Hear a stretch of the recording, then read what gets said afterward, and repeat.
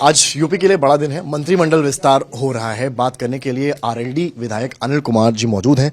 Anil ji, phone आया है या अभी तक इंतजार है? अभी मेरे नेता का फोन आया है, उन्हीं के आदेश पे मैं लखनऊ आया हूँ आज। और मंत्रिमंडल का विस्तार भी हो रहा है, ये भी सूचना आप लोगों के माध्यम से मिल रही है। लेकिन अभी कोई ऑफिशियल सूचना मेरे पे राजभवन या माननीय मुख्यमंत्री कार्यालय से नहीं है। क्या बोला जयंत चौधरी जी ने फोन पर? तो साहब ने कहा कि अनिल जाओ, सूट वूट सिलवाए हो आप? मैं कहा साहब मैं सूट नहीं पहना, मैं सादा आदमी हूँ, पजामा कुर्ता पहनता हूँ। ठीक है, लखनऊ पहुँचो और आपको शपथ लेना है। ये सिलवाया है आपने?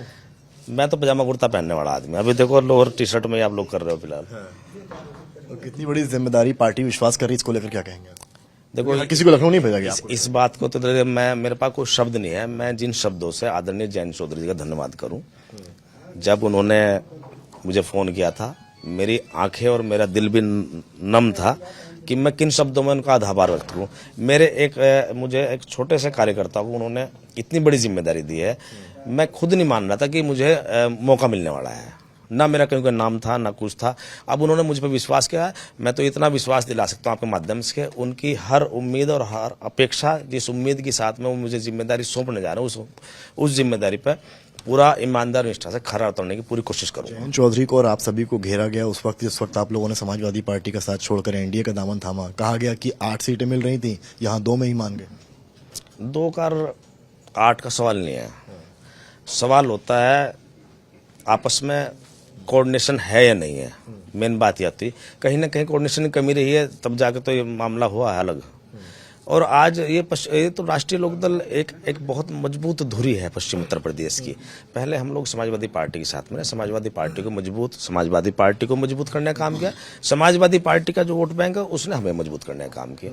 और आज हम लोग जो है एनडीए गठबंधन के साथ शामिल हो गए हैं, तो निश्चित रूप से एनडीए गठबंधन को बहुत मजबूती मिलेगी। सपा के समर्थन से कहें या साथ में अलायंस पार्टनर थे, उस वक्त ये चुनाव जीते थे, आपसे तमाम विधायक थे। आपको लगता है कि अब वही जनता आपको बीजेपी के लिए वोट करेगी आने वाले चुनाव?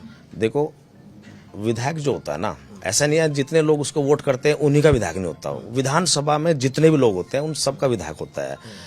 तो ऐसा नहीं है, जितने भी लोग हैं, जिन लोगों ने हमें वोट दिया है, समाजवादी पार्टी के हमारे अल्पसंख्यक भाइयों ने वोट दिया है। ऐसा थोड़ा ही मान हम उनको दरकिनार कर देंगे। वो हमारे भाई हैं, उन्होंने हमें वोट दिया है। उनके लिए दरवाजे 24 घंटे हमारे लिए खुले हुए हैं, हमारे दरवाजे खुले हुए हैं। उनका काम करेंगे हम, कोई बात थोड़ा, सब काम करेंगे। तो ये तो देखो, मान लो एनडीए गठबंधन है, क्या ऐसा थोड़ा एनडीए गठबंधन में काम सब धर्मों सब जाति के लोगों का काम होता है, सभी काम करेंगे, हमारी जिम्मेदारी भी है। आप अगर शाम 5 बजे आज शपथ लेते हैं और मंत्री बनते हैं यूपी सरकार में, तो प्राथमिकता क्या रहेगी अनिल कुमार की? मेरी प्राथमिकता ये रहेंगी, एक तो पार्टी गाइडलाइन जो भी पार्टी मार्गदर्शन रहेगा नंबर 1। उसके बाद में दूसरा, मैं ये विश्वास दिला सकता हूँ जो भी जिम्मेदारी मुझे मिलेगी उस जिम्मेदारी को ईमानदारी निष्ठा से निभाने का काम करूँगा।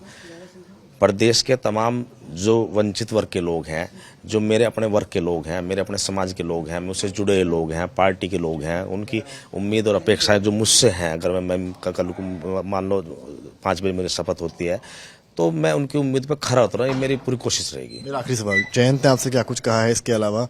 कुछ क्या करना है लखनऊ जाकर?